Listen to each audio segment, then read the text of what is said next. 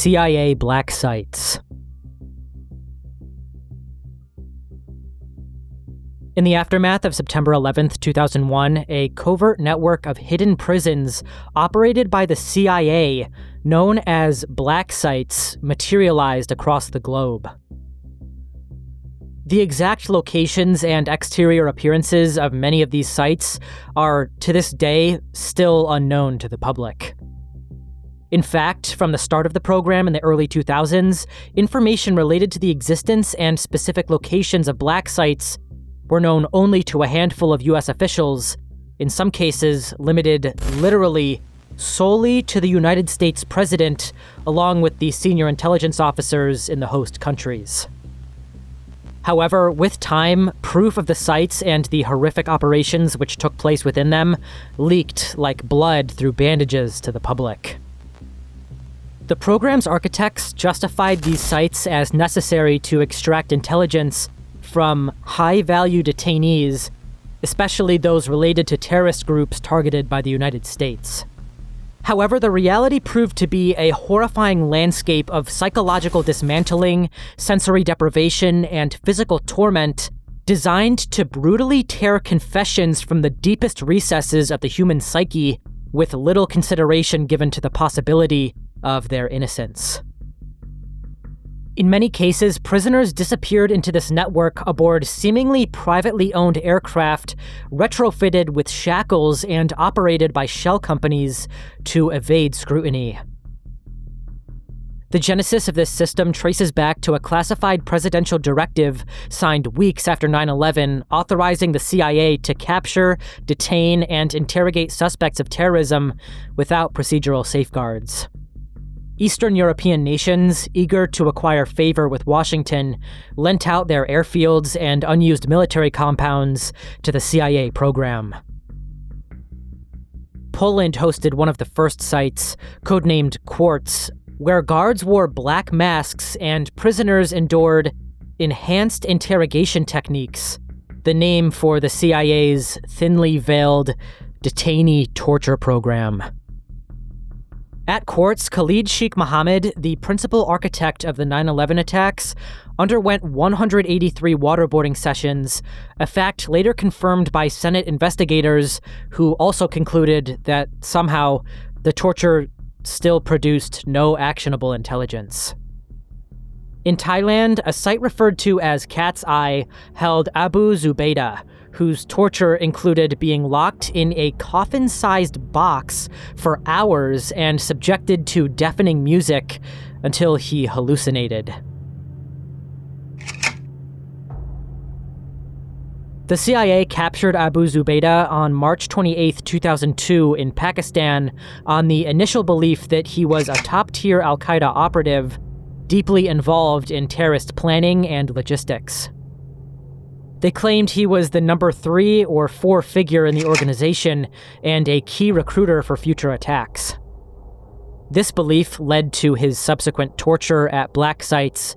However, CIA contractors would later admit that they realized quite early on that he didn't appear to actually have any ties to al-Qaeda.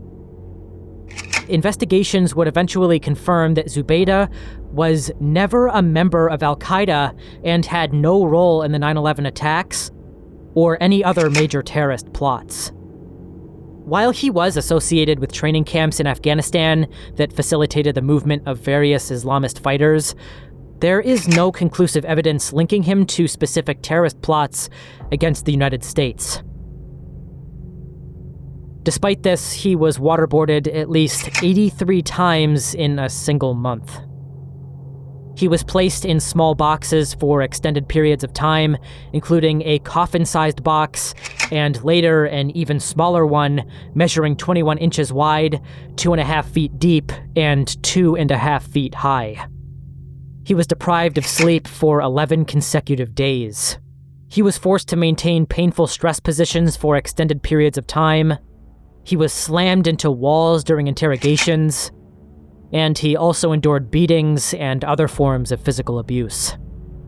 Despite this, still, right now, at this very moment, he remains imprisoned at Guantanamo Bay and has never been formally charged with a single crime. The task of transporting these alleged criminals relied on a fleet of private jets operated through front companies like Premier Executive Transport Services, a Virginia-based shell corporation that managed a Gulfstream 5 with the tail number N379P. This aircraft became notorious for its role in the 2003 abduction of Khalid al-Masri, a German citizen seized by Macedonian intelligence who misidentified him as a terrorist.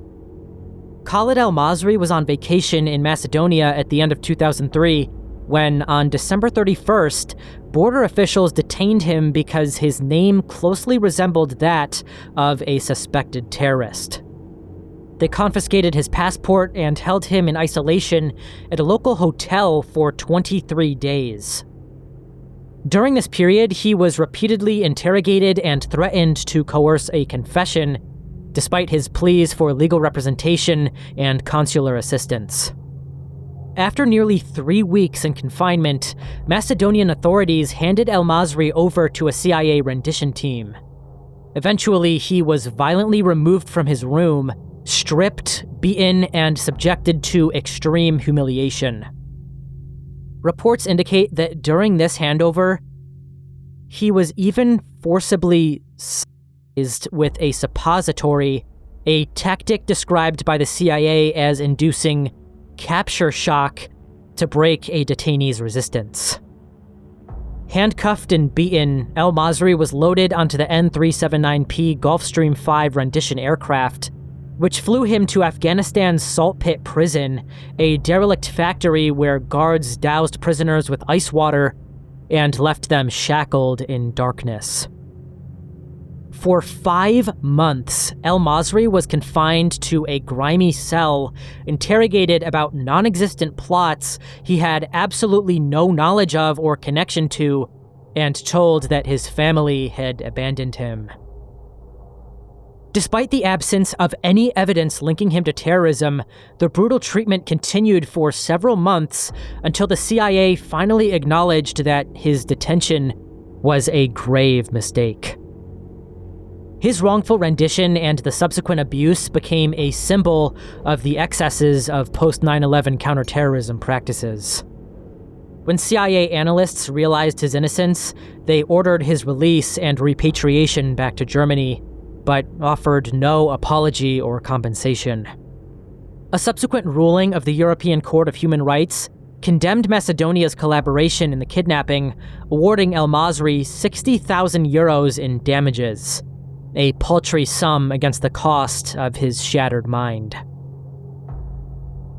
Another aircraft, a Boeing 737 with the tail number N313P, facilitated the abduction of Abu Omar, an Egyptian cleric, who the CIA suspected was a terrorist. He had been living in Italy under political asylum before his dramatic and controversial abduction. On February 17, 2003, while walking on a street in Milan, he was forcibly kidnapped as part of a covert operation involving both Italian intelligence and the CIA.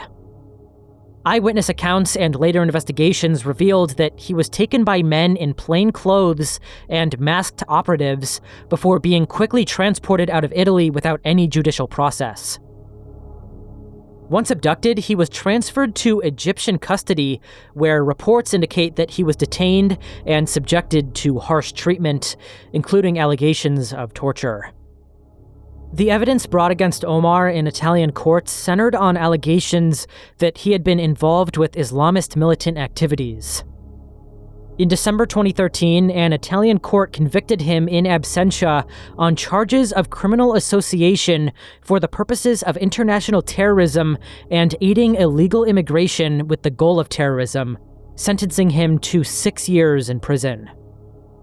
However, the trial was conducted all without him even being present, and Omar, along with his defenders, contended that the evidence was circumstantial, indirectly pointing to his guilt, but lacking the necessary concrete evidence to prove it. They also argued that it was clearly heavily influenced by political considerations. His lawyer and several human rights advocates have maintained that Omar's abduction was motivated more by ideological bias and a desire to disrupt Muslim communities rather than any concrete evidence of terrorist activity. The consensus among many international observers, human rights groups, and legal experts is that Omar's rendition was part of an illegal and extrajudicial practice, and that the evidence linking him to terrorism remains disputed. While Italian courts apparently found enough evidence to convict him, significant criticism has been directed towards the case and whether or not it truly proved his guilt beyond a reasonable doubt. Italian prosecutors later convicted 22 CIA operatives for the kidnapping, though none faced extradition. Regardless of his guilt, it was clear that Italy was complicit in an operation which stripped Omar of his human rights before a formal conviction was made, and as a result, the European Court of Human Rights ordered Italy to pay him 115,000 euros. To add to the pile of injustices surrounding these CIA black sites, it would eventually come out that on the 9th of November 2005, the CIA destroyed videotapes that recorded the interrogation of terror suspects, including Abu Zubaydah, at a black site in Thailand. These recordings captured the use of their enhanced interrogation techniques, such as waterboarding. Many who have witnessed these techniques described them plainly as torture. CIA official Jose Rodriguez, who served as director of the National Clandestine Service of the CIA, ordered the destruction of the tapes, stating that it was necessary to protect the identities of the interrogators and prevent potentially damaging evidence from emerging publicly. His involvement led the New York Times editorial board and Human Rights Watch to call for his prosecution. This decision came as part of a broader effort to limit public scrutiny over the agency's controversial practices.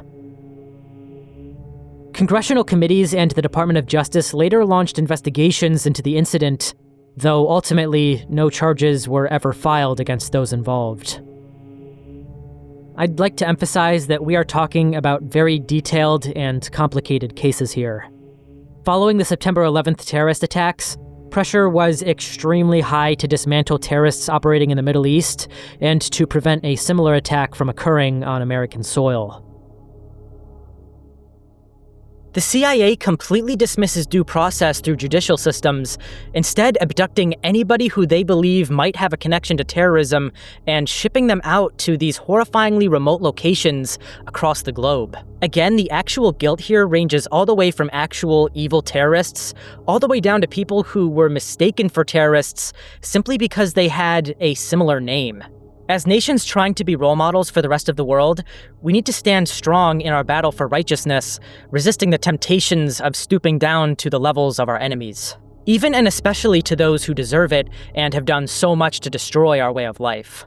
It's my belief that you should provide your enemies with the same privileges that they aim to take away from you as protest to their aggression and hate.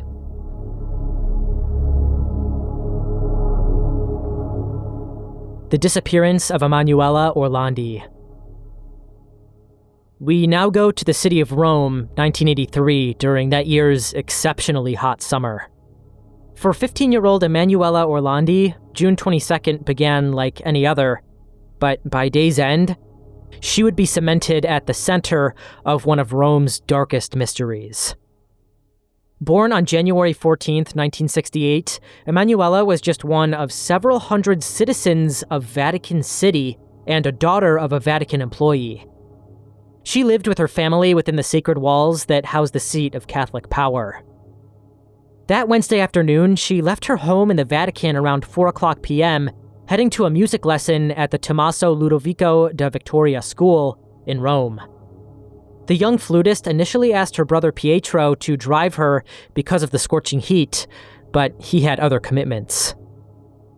I've gone over it so many times, telling myself if only I had accompanied her, maybe it wouldn't have happened. The rest of Pietro's life would forever be marked by that moment of ordinary sibling interaction. After finishing her music lesson, Emanuela made a phone call to her sister Frederica. The conversation seemed innocuous at the time, but would later take on great significance. Emanuela excitedly told her sister about a job offer she had received before her lesson from a representative of Avon Products, who had approached her about handing out flyers at a fashion show. The pay seemed unusually generous, perhaps too generous. Frederica suggested her sister discuss the matter with their parents first. This phone call would be the final time any member of the Orlandi family would speak to Emanuela. She was last seen around 7:30 p.m. at a bus stop in Corso Rinascimento in front of Palazzo Madama, in the company of another girl who remains unidentified to this day. As night fell and Emanuela failed to return home, her family grew increasingly concerned. Eventually, they began searching the area between the Vatican and her music school. They called the school director to ask if any classmates might know her whereabouts, but when no solid evidence arose, her father went to the police to report her missing. Authorities initially suggested waiting, assuming that the teenager might simply be with friends, but when she was still missing the following morning, Emanuela was officially declared missing. Over the next 2 days, announcements of her disappearance pleading for any information regarding her whereabouts would appear across the Italian news media. The case took its first strange turn just days after Emanuela vanished. On June 25th, 3 days following the disappearance, a young man identifying himself as Pier Luigi called the Orlandi family, claiming that he and his girlfriend had met a girl matching Emanuela's description in Campo di Fiori, a rectangular square just 1 mile southeast of the Vatican. According to this Pier Luigi, the girl called herself Barbarella and said she had run away from home, mentioning that she was selling Avon products. This detail about the job offer from Avon wasn't yet public knowledge. This, among other highly specific facts, including descriptions of the flute she had brought to her music lesson, long dark hair, and a pair of glasses she typically preferred not to wear. Pier Luigi called twice more over the following days, providing additional details that seemed to confirm that the sighting was genuine. In the immediate aftermath of the disappearance, Giulio Gangi, a young agent of Italy's domestic intelligence agency and a friend of the Orlandi family, questioned 2 police officers who had been on duty near Palazzo Madama on the evening Emanuela disappeared. Both officers confirmed seeing a girl matching Emanuela's description, talking to a man holding, again, an Avon Cosmetics bag. The officers noted that the man was driving a dark green BMW. In what would become one of the strangest aspects of this case, Gangi managed to track down this car, discovering that it belonged to a woman and was being repaired because the front right window of the car had been shattered from the inside out, a detail that raised suspicions about a possible struggle or attempt to escape from within the vehicle. The car had been brought by a blonde woman whom Gangi apparently managed to locate at her residence. However, once Gangi's superiors learned of his actions, for reasons that are unknown, he was abruptly removed from the investigation. Little else is known about why, but the lead was never followed up on, despite its critical significance. On July 8th, 1983, 16 days after her disappearance, a caller identifying himself as the American phoned one of Emanuela's classmates, claiming to hold the girl hostage on behalf of an unnamed terrorist group and demanded the release of Mehmet Ali Agca, the imprisoned would-be assassin of Pope John Paul II. This individual, speaking with what witnesses described as a contrived Middle Eastern accent, instructed the Vatican to establish a direct phone line with Cardinal Agostino Casaroli, then Secretary of State. When the line became operational on July 18th, it initiated a surreal 16-call negotiation spanning months, during which the supposed kidnappers demonstrated peculiar familiarity with Vatican protocols while maintaining an increasingly suspicious and implausible facade. Among the messages received was a letter purportedly from an organization calling itself the Turkish Anti-Christian Turkesh Liberation Front. This group claimed to have Orlandi in custody and provided details, even down to the most minute, of her personal appearance that suggested inside knowledge of some capacity. However, over time, no verifiable evidence of Turkesh's independent existence would ever emerge outside of these threats, and many investigators later suggested that the group might have been a fabrication entirely, designed to misdirect the investigation from other motives or culprits. Compounding suspicions, it was eventually revealed that the intimate details contained within Turkesh's letters about Emanuela, including the number of moles on her back, coincidentally aligned precisely with Vatican medical records of the girl.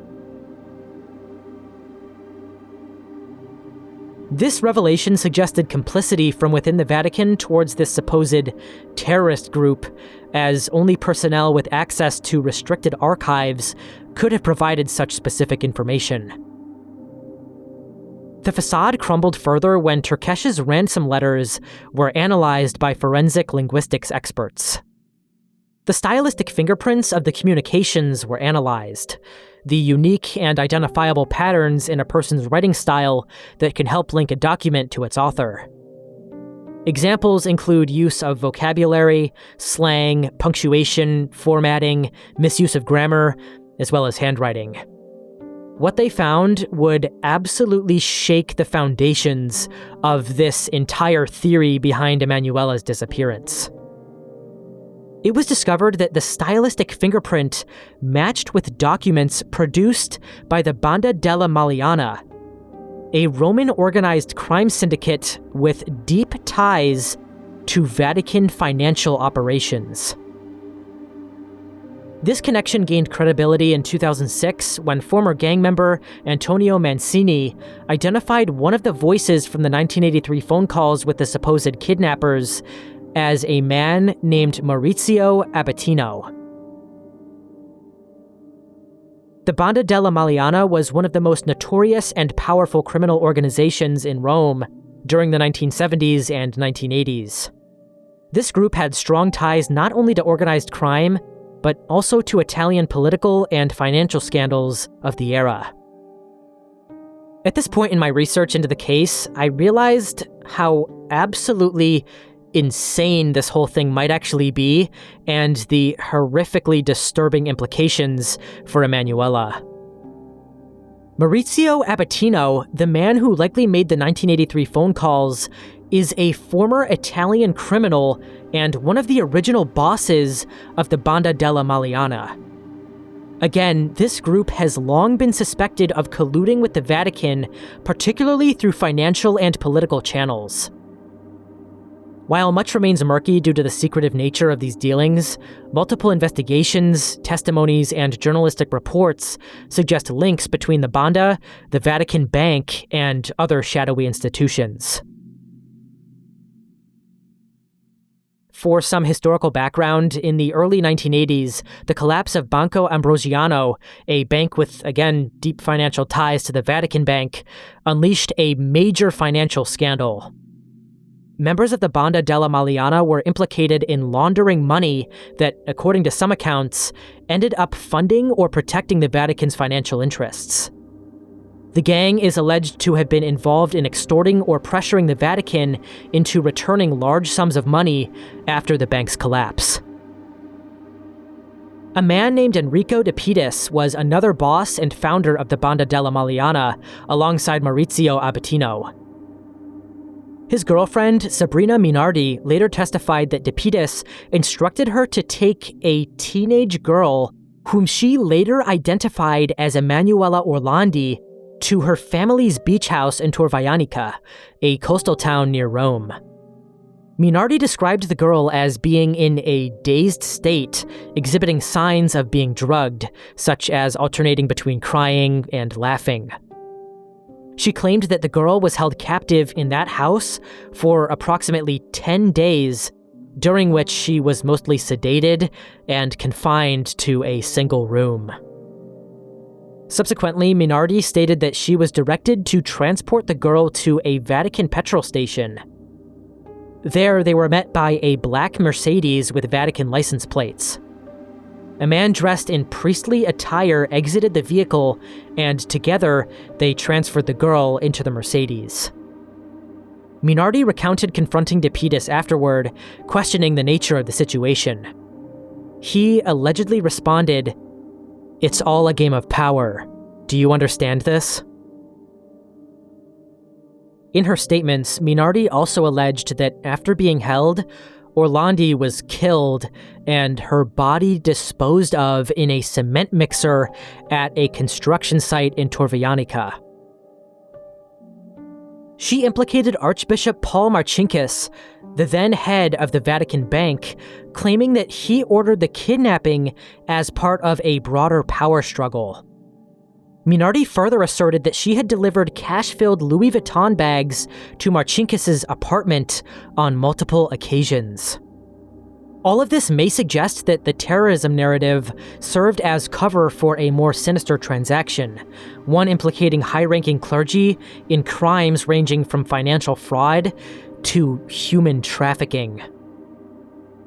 In the decades since the disappearance, numerous theories have emerged about what happened to Emanuela Orlandi, ranging from international terrorism, organized crime involvement, a serial killer, family connections, or perhaps most disturbing of all, a conspiracy within the Vatican to cover up a sex scandal involving high-ranking ecclesiastical figures. It's this last theory that has gained particular strength over the years.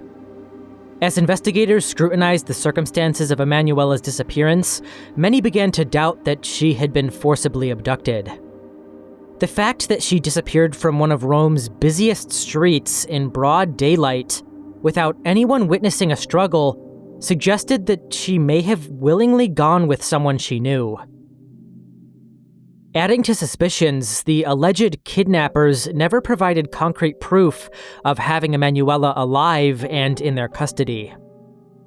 One of the only items they ever produced was a photocopy of her music school membership card, a document available in the music school archives, which fell under Vatican jurisdiction. The Orlandi family, particularly her brother Pietro, has consistently pressed the Vatican for information, believing church authorities know more than they've admitted. However, the Vatican has maintained strict silence about the matter, denying any involvement. The sexual abuse angle of the case gained substantial momentum in 2016 with the publication Atto di Dolore, or Act of Sorrow, a book by Italian journalist Tommaso Nelli. The book contained explosive testimony from an anonymous friend of Emanuela's, who claimed that months before her disappearance, Emanuela had confided that she was being molested by, quote, someone close to the Pope in the Vatican gardens on multiple occasions.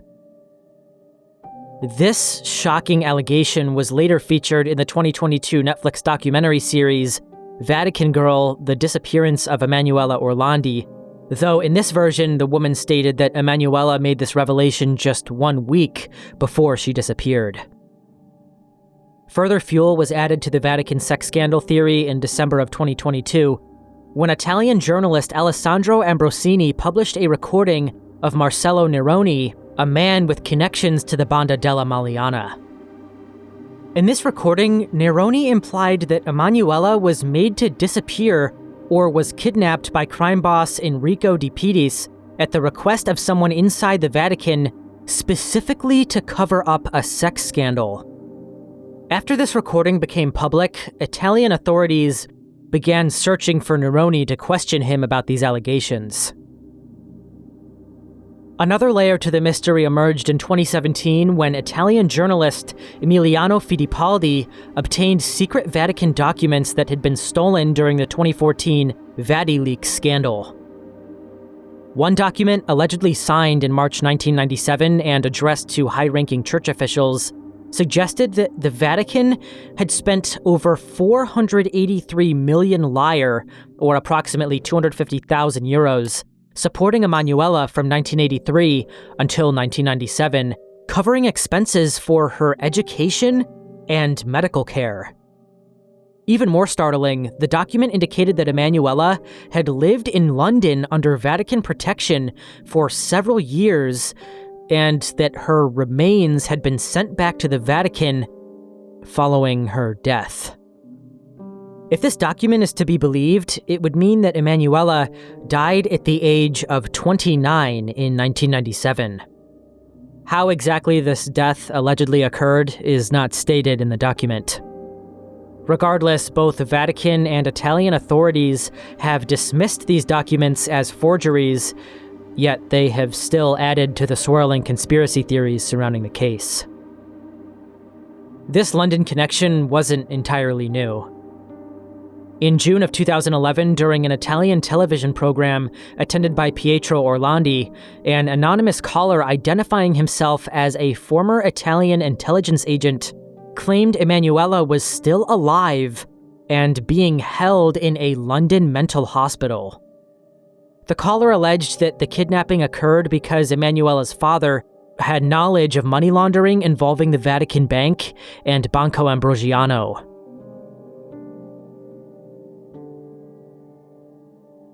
The truth behind Emanuela Orlandi's disappearance still remains obscured even 41 years after it occurred.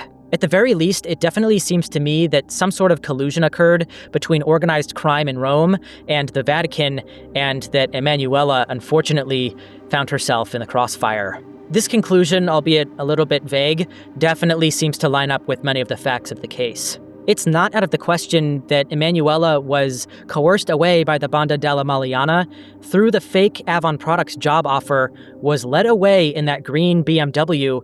After that, it seems that Giulio Gangi actually was getting onto their trail and, perhaps through the gang's affiliations and connections in the government, had him removed from the case before he could actually track down the actual perpetrators. That's of course just a theory, but if you do happen to have any further insights on this case, be sure to leave them below in the comments.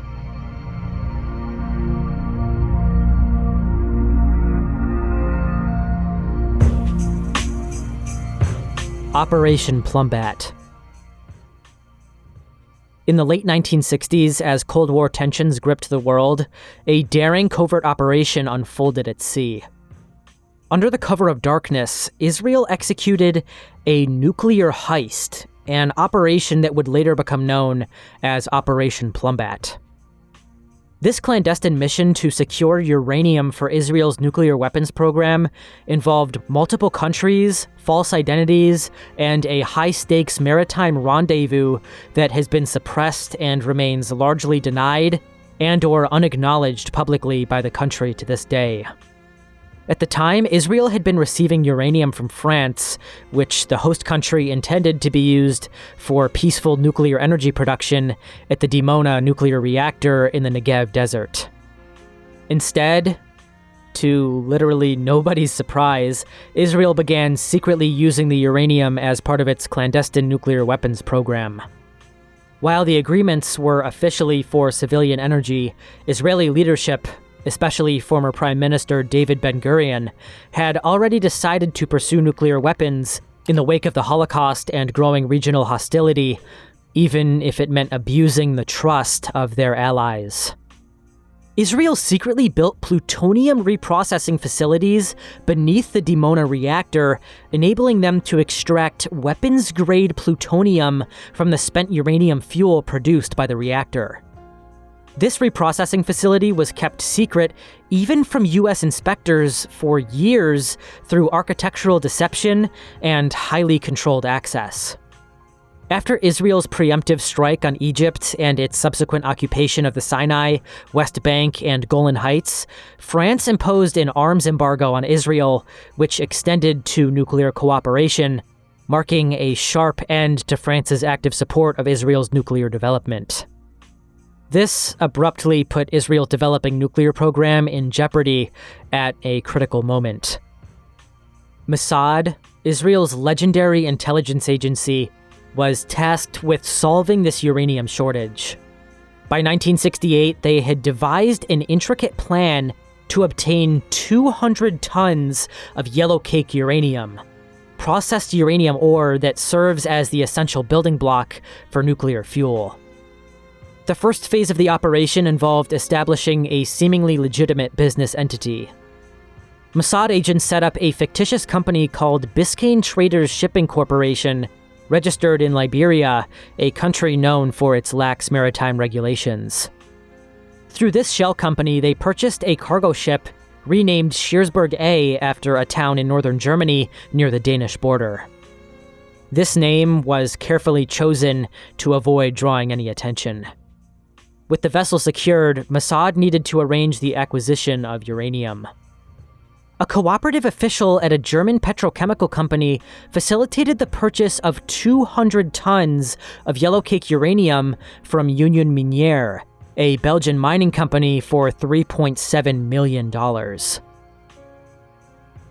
In November of 1968, the uranium was loaded onto the Scheersburg A in the port of Antwerp, Belgium. To conceal the true nature of the cargo, the 560 sealed oil drums were deliberately mislabeled as Plumbat, a harmless lead compound. The Spanish crew initially hired to sail the vessel were quietly replaced by Mossad operatives equipped with forged passports. On the 17th of November, the Scheersburg A departed from the port of Antwerp in northern Belgium, supposedly bound for Genoa, Italy. According to the official paperwork, the cargo was destined for an Italian paint company for processing. Nothing about the vessel's departure would have raised suspicions to outside observers. For approximately 7 days, the Scheersburg A sailed its declared route through the Mediterranean. Then, somewhere east of the Greek island of Crete, the freighter slowed and drifted in international waters. Under the cover of darkness, it rendezvoused with an Israeli vessel. Israeli gunboats patrolled nearby, ensuring the security of the operation as the two ships met in the darkness of the Mediterranean night. Working in near silence to avoid detection, crews transferred the 200 tons of yellowcake uranium from the Scheersburg A to the Israeli ship. Once the transfer was complete, the two vessels parted ways, with the Israeli ship sailing directly to Haifa, the chief port of Israel, while the now empty Scheersburg A continued on to dock in a Turkish port, with no uranium aboard to be discovered. When the Scheersburg A arrived in Turkey without its cargo, it raised questions, but by then, the uranium was already safely in Israeli hands. From Haifa, the precious yellowcake made its final journey to the Dimona nuclear facility in the Negev desert, where it would ultimately contribute to Israel's nuclear arsenal. The world would remain oblivious of Operation Plumbat for nearly a decade, until April of 1977, when Paul Leventhal, who later founded the Nuclear Control Institute, first exposed details of the operation at a non-proliferation conference in Salzburg, Austria. Even after exposure, Israel maintained its policy of nuclear ambiguity by neither confirming nor denying its possession of nuclear weapons. The successful execution of Operation Plumbat demonstrated Israel's resolve to secure what it considered existential security guarantees, regardless of international opinion or law. The operation violated European controls of nuclear materials, circumvented international non-proliferation efforts, and operated entirely outside the framework of established nuclear oversight mechanisms. Although officially Israel doesn't have any nuclear weapons, they definitely do, and they make sure that their enemies are aware that they do, and that they're willing to do anything necessary to maintain their survival. Today, experts estimate that Israel owns somewhere between 90 and 400 nuclear warheads, all of which can be delivered by either aircraft, ballistic missiles, or submarines.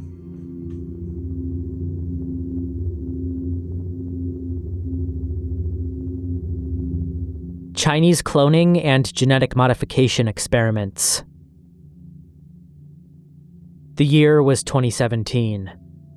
A quiet laboratory in Shanghai, China had just achieved a scientific breakthrough, a turning point that would alter the course of genetic science forever. On the 27th of November of that year, a female crab-eating macaque was born, followed by another on December 5th. Scientists named them Zongzong and Huahua. From the very moment of their conception, if you can even call it that, this had been no ordinary pair of monkeys. These two creatures were history's first ever successfully cloned primates. The laboratory achieved this using somatic cell nuclear transfer, or SCNT, the same technique that produced Dolly the sheep in 1996. After decades of failed attempts where no primate pregnancy had lasted beyond 80 days, researchers at the Institute of Neuroscience of the Chinese Academy of Sciences had finally succeeded by using nuclei from fetal cells instead of embryonic cells. The significance of this achievement cannot be overstated.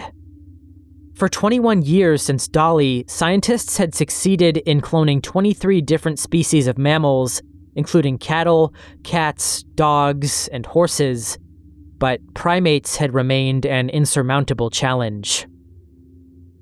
Perhaps a warning from above, a rare display of resistance to our free will, offering us a chance to rethink our pursuits and to cease our meddling with creation. The breakthrough with these macaques sent shockwaves throughout the scientific community and raised disturbing questions about the ethical boundaries of genetic manipulation. With primates being our closest biological relatives, this success thrusted our species miles closer to a world where the cloning of humans could become a reality. The Chinese scientists behind the project insisted that their work was focused on creating genetically uniform monkey models for studying human diseases, but the technical barrier between the cloning of animals and the cloning of humans had now been dramatically lowered.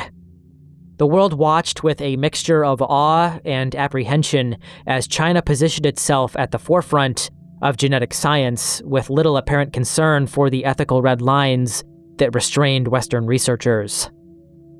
Just a year later, in 2018, the world would confront an even more shocking development from China. This time, the genetic modification wasn't of monkeys, but of actual human babies. In late November 2018, the scientific community was stunned by news that Chinese scientist He Jiankui had secretly created the world's first genetically edited human babies. Working at the Southern University of Science and Technology in Shenzhen, He had been recruiting couples with HIV-positive fathers and HIV-negative mothers, offering them fertility treatment with the goal of producing a child uninfected and resistant to HIV. To achieve this, he used CRISPR gene editing technology to modify the DNA of their embryos. The bombshell broke on November 25, 2018, when MIT Technology Review published information from the Chinese Clinical Trials Registry suggesting that He had conducted this unprecedented experiment. Forced to respond, He immediately released a series of 5 videos on YouTube announcing that twin girls, whom he called Lulu and Nana to protect their identities, had been born in October of that year. He claimed to have altered embryos for 7 couples, with 1 successful pregnancy resulting in the birth of the twins. What made this experiment so controversial was the specific modification He had made. He had used CRISPR-Cas9, a revolutionary gene editing tool, to remove the CCR5 gene from the embryos. His stated goal was to render the babies resistant to not just HIV, but also to smallpox and cholera. The CCR5 gene produces a protein that allows HIV to enter cells, and certain natural mutations of this gene can provide resistance to HIV infection. His experiment attempted to replicate this natural mutation through direct genetic intervention. The day after the news broke, scientists worldwide condemned Hay's actions as premature, dangerous, and irresponsible. Many pointed out that the risks of such genetic modifications were not fully understood, and that Hay had violated numerous ethical principles by proceeding without adequate oversight or transparency. There simply wasn't enough research to back up such a giant scientific leap. All of this leads to the possibility and even likelihood that these modifications will end up in the larger human gene pool, something we are far too inexperienced to draw up safeguards for, other than the complete abstinence of any experimentation in any capacity. Despite the growing outrage, He Jiankui appeared at the International Human Genome Editing Summit in Hong Kong on November 28th, where he defended his work, declaring, "I feel proud." In a further shock to attendees, he announced that a second gene-edited pregnancy was already underway. The scientific establishment was horrified. Even pioneers of CRISPR technology distanced themselves from Hay's work. One of the inventors of CRISPR called for a global prohibition of the technology for the purpose of creating genetically modified babies. Chinese authorities, facing international scrutiny, ordered Hay and his colleagues to immediately suspend their research activities on the 29th of November, denouncing the work as, quote, extremely abominable in nature and in violation of Chinese laws and scientific ethics. By December 28th, Hay appeared to be under house arrest at a university guest house in Shenzhen, guarded and isolated from the world that was still reeling from his announcement. What made Hay's experiment particularly unsettling was not just what he did, but how he did it. The clinical project had been conducted in near total secrecy, with even his own university claiming that they were unaware of his activities. Hay had bypassed the traditional scientific channels of peer review and ethical approval. Instead of submitting his work to scrutiny before proceeding, he chose to proceed anyways, presenting the world with his results only after the work was completed. Living human children whose genetic makeup had been altered in ways that would be passed down to all future generations. By 2019, it was revealed that a third gene-edited baby, given the pseudonym Amy, had also been born as a result of Hay's experiments. The full implications of these births remain unclear. While Hay reported that the babies were born healthy, the long-term effects of such genetic modifications are completely unknown. The CCR5 gene that Hay disabled plays important roles in the immune system beyond HIV resistance, and studies have suggested that people without functional CCR5 may be more susceptible to certain other infections or may have altered cognitive functions. Unfortunately, the girls and each of their future children will have to live with the consequences of this experiment. He Jiankui was indicted along with 2 collaborators. They each faced criminal charges for practicing medicine without a license and violating Chinese regulations on human-assisted reproductive technology. By this point, Hay's research career was in ruins, and he became a pariah in the scientific community. Even though Time magazine listed him as one of the 100 most influential people of 2019, this acknowledgement was not of achievement, but of impact. Next, in January of 2019, another Chinese team announced that they had created 5 identical clone gene-edited monkeys using a combination of the same cloning technique employed with Zhangzhang and Huahua and the same CRISPR gene-editing technology used by He Jiankui. The boundary between these experimental realms, cloning and gene editing, was becoming increasingly blurred in China's aggressive pursuits in biotechnology.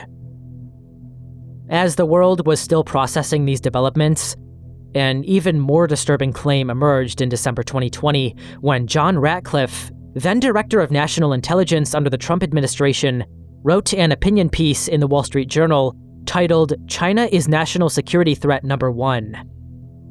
He opens his article with the following: "As Director of National Intelligence, I am entrusted with access to more intelligence than any member of the United States government other than the President. I oversee the intelligence agencies, and my office produces the President's daily brief detailing the threats facing the country. If I could communicate one thing to the American people from this unique vantage point, it is that the People's Republic of China poses the greatest threat to America today and the greatest threat to democracy and freedom worldwide since World War II." In this article, among many other explosive allegations against the Chinese Communist Party, he writes, quote, "U.S. intelligence shows that China has even conducted human testing on members of the People's Liberation Army in hopes of developing soldiers with biologically enhanced capabilities. There are no ethical boundaries to Beijing's pursuit of power." Ratcliffe's allegations were consistent with academic assessments of China's military biotechnology ambitions. The concept of genetically enhanced soldiers sounds like science fiction, but Ratcliffe's claims suggest that this fiction might be closer to reality than many realized. The Chinese military has consistently emphasized that biotechnology could become a, quote, "new strategic commanding height of the future revolution in military affairs." While Western scientists consider it unethical to manipulate genes to enhance the capabilities of healthy people, Ratcliffe's allegations suggested that China's military might operate under lesser ethical constraints. The possibility raised the specter of a new kind of arms race, not of weapons, but of enhanced human genetics designed for combat. Just as the nuclear arms race defined much of the Cold War, a genetic enhancement arms race reshaping the geopolitics of the mid to late 21st century is no longer out of the realm of possibility. While the potential use of CRISPR to increase human capabilities on the battlefield remain hypothetical, there are indications that Chinese military researchers are beginning to explore its potential. Such explorations could include attempts to enhance strength, endurance, cognitive abilities, or resistance to battlefield conditions like extreme temperatures, sleep deprivation, or even biological or chemical weapons.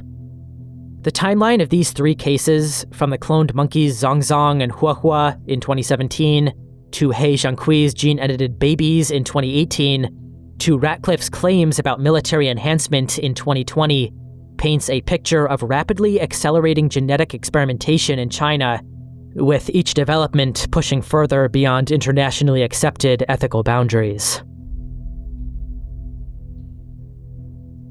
The successful cloning of primates demonstrated technical capability. The creation of gene-edited babies showed a willingness to move forward with this technology despite international ethics and norms. And finally, these alleged military applications indicate a strategic dimension to this genetic frontier. Together, they raise horrifying questions about where this path leads and whether or not it's possible to stop this ride before it causes irreversible damage to our species.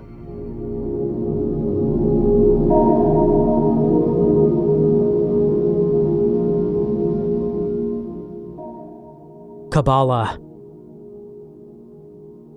In the shadowy corners of religious history lies an esoteric system of mystical thought so profound and secretive that, for centuries, its study was forbidden to all but the most advanced Jewish scholars. Kabbalah, derived from the Hebrew word meaning to receive, represents one of the most mysterious and misunderstood traditions within Judaism. Kabbalah embodies a sophisticated mystical theology that seeks to bridge the seemingly unbridgeable gap between the infinite divine and finite human experience. The origins of Kabbalah stretch back into the mists of ancient Jewish mysticism, with its earliest roots found in the Merkava mysticism from the 1st centuries AD, where visionary rabbis aimed to receive direct experiences from the divine realms. These early mystics, inspired by the biblical prophet Ezekiel's vision of God's chariot throne, developed elaborate techniques for spiritual ascent. Their early mystical practices and cosmological speculations followed beliefs from the parallel practices of Neoplatonism and Christian Gnosticism, which we discussed in Part 3 of the Iceberg. From Neoplatonism, they borrowed the belief that all of reality emanates from a single, ineffable, utterly transcendent source, beyond thought, being, and description. Neoplatonists referred to this source as the One, while Jewish Kabbalists retained the core identity of the biblical God, a personal, involved creator. However, they introduced layers to God's nature. At the very highest level, God became understood as Ein Sof, meaning the infinite, a concept that closely mirrors the Platonic One in its incomprehensibility and transcendence. Ein Sof is beyond form, beyond comprehension, and beyond being, yet from it flow the 10 sphirot, or emanations, through which God interacts with creation. Despite Christian Gnosticism centering around Jesus, Kabbalists incorporated several key ideas from the belief system into their mystical framework without abandoning core Jewish monotheism. From Gnosticism, they borrowed the emphasis on secret knowledge with the power to liberate the human soul and to achieve salvation and eternal life. All of these ideas are reflected in their Tree of Life, which demonstrates the belief that the divine light, initially pure and perfect, gradually becomes diluted as it descends into the material world, a notion akin to the Gnostic view of the physical realm as a flawed, lesser creation. Medieval Kabbalists believed that beneath the surface meaning of religious texts and practices lay deeper, concealed dimensions accessible only through proper interpretive techniques and spiritual preparation. They viewed their teachings not as innovations, but as revelations of truths embedded in Judaism from its inception, finally brought to light for those prepared to receive them. Kabbalists teach the doctrine of divine emanation, where God's infinite light flows through several increasingly material levels of reality. This process begins with Simsum, the act of divine contraction, a sort of self-limitation or willful withdrawal of God's powers, which they teach as necessary for God to allow our reality to exist. This idea holds that because God is utterly infinite and all-encompassing, his direct, unmitigated presence would overwhelm or fill all of reality, leaving no room for distinct, independent existence. By contracting or withdrawing his infinite light, God effectively creates a space or vacuum where creation can occur. This self-limitation is not a loss of power, but a deliberate concealment of God's overwhelming presence, which allows for the emergence of a reality where individual entities can exist and free will can operate. Each sphira represents a different aspect of divine manifestation, from Keter, meaning crown, the highest emanation closest to God's purest form of Ein Sof, all the way down to Malhukt, meaning kingdom, which is the divine presence on earth or the material world. Malhukt is the final receiver of the divine light that has already flowed through all the higher sphirot. It emanates no light of its own, only receives what is left over from the others. The moon is a frequent symbol of Malhukt, as it simply glows from the sun's light, yet produces none of its own. To me, this is actually a very interesting idea because it's very similar to what we actually see in the material world. Without life, the universe seems to be a large collection of rocks and balls of gas floating around through the void.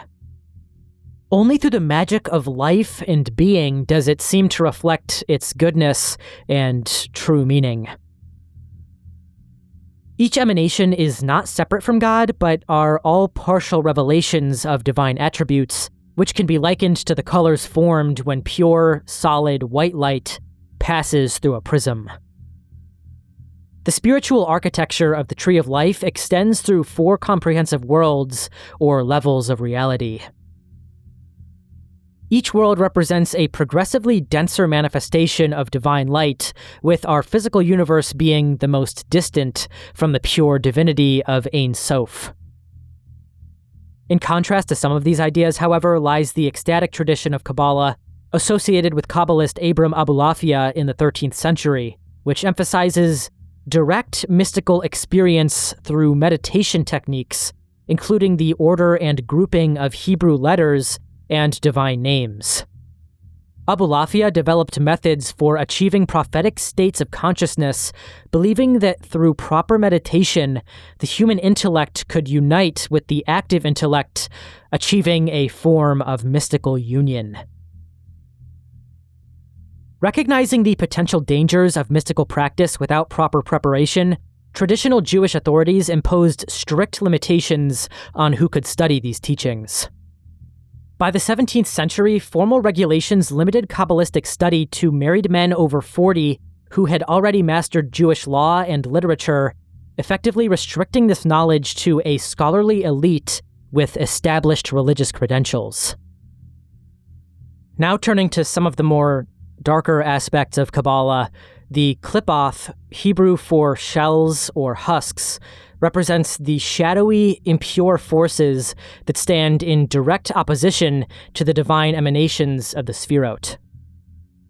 Mirroring the tree of life, there is the conceptual model of the tree of death.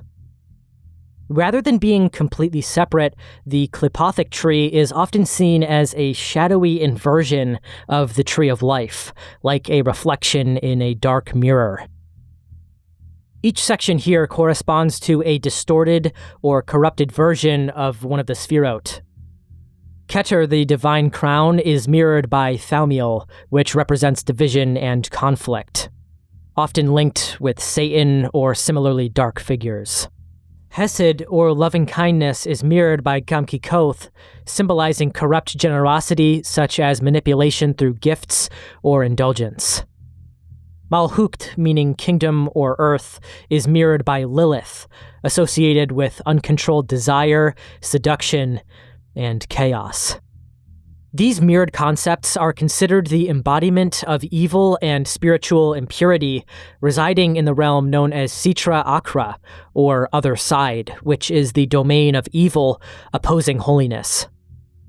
Each of the Qliphoth are associated with demonic forces and are believed to be the result of a cosmic imbalance, embodying the broken and corrupted aspects of creation.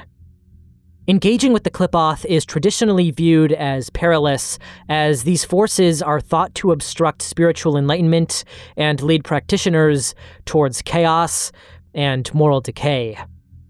In occult circles, the Qliphothic tree is sometimes explored intentionally as a path of left-hand initiation, dealing with the taboo, ego death, and transformation through darkness. This is considered extremely risky and spiritually dangerous, even by those who practice it. These forces from the other side are said to draw human souls away from the divine source. Kabbalists believe that, whether they intend to or not, these forces ultimately serve the divine plan by providing the resistance necessary for human moral development and the exercise of free will.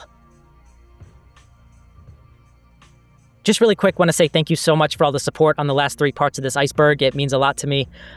If you guys are interested and we still want to see more parts, I'm going to keep adding on more layers to this iceberg, and we can keep diving into more information that the most powerful groups in the world want to try and keep hidden from us.